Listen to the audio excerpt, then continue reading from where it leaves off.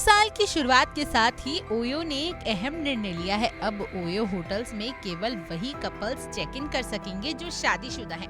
यानी OYO hotels में अविवाहित जोड़े का प्रवेश प्रतिबंधित कर दिया गया है। कंपनी का ये नया नियम इस साल से लागू हुआ है और इसकी शुरुआत मेरठ शहर से हो रही है। अब ओयो से जुड़े सभी होटल्स में अविवाहित जोड़े को चेक इन करने के लिए अपने रिश्ते का वैध प्रमाण जैसे कि शादी का प्रमाण पत्र या अन्य दस्तावेज पेश करने होंगे। कंपनी की ओर से यह निर्णय लिया गया है कि होटल्स में बुकिंग करने वाले जोड़े को चेक इन के समय अपने रिश्ते का प्रमाण दिखाना होगा, जो सभी बुकिंग और चेकिंग प्रक्रियाओं को नियंत्रण करने के लिए लागू किया जाएगा। जानकारी के मुताबिक मेरठ में इस नियम को लागू होने के बाद इसके प्रभाव का मूल्यांकन किया जाएगा और यदि इसे सफल माना गया तो इसे देश के अन्य शहरों में भी लागू कर दिया जाएगा। ओयो के इस फैसले को लेकर अब लोगों की काफी सारी प्रतिक्रियाएं आ रही हैं और ये फैसला कई लोगों के लिए विवाद का कारण बन चुका है, क्योंकि कुछ लोगों का मानना है कि ये कदम व्यक्तिगत स्वतंत्रता पर आघात है, तो वहीं कुछ लोग इसे सामाजिक सुरक्षा और नियमों का पालन सुनिश्चित करने वाला कदम मान रहे हैं।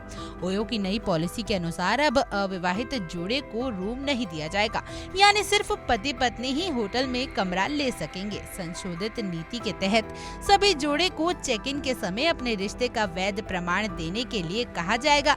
इसमें ऑनलाइन की गई बुकिंग भी शामिल है। ओयो ने अपने बयान में कहा कि पार्टनर्स होटल को सामाजिक परिस्थितियों को ध्यान में रखते हुए ओयो ने बयान देते हुए कहा कि पार्टनर्स होटल को सामाजिक परिस्थितियों को ध्यान में रखते हुए कपल्स बुकिंग को कैंसिल करने का अधिकार दिया गया है। इस नए नियम के लागू होने के बाद ओयो से जुड़ी होटल्स को ये सुनिश्चित करना होगा कि कोई अविवाहित जोड़ा चेक इन करने के दौरान अपनी वैधता का प्रमाण पत्र प्रस्तुत करे। बता दें कि इस नियम से पहले कोई भी कपल ओयो में चेक इन कर सकते थे, लेकिन अब ये नियम सख्ती से लागू किया जाएगा। इस फैसले पर कंपनी ने स्पष्ट किया कि ये कदम होटल के संचालन में बेहतर व्यवस्था और सुरक्षा को सुनिश्चित करने के उद्देश्य में उठाया गया है। हालांकि इस फैसले को लेकर सोशल मीडिया और अन्य प्लेटफॉर्म पर बहस तेज हो गई है और अब कंपनी को ये देखना होगा कि इस फैसले का कितना असर ओयो के कारोबार पर पड़ता है। वैसे बता दें कि इस फैसले का सबसे ज्यादा प्रभाव उन जोड़ों पर पड़ेगा जो छुट्टियों या ट्रैवल के दौरान ओयो होटल्स में रुकते थे,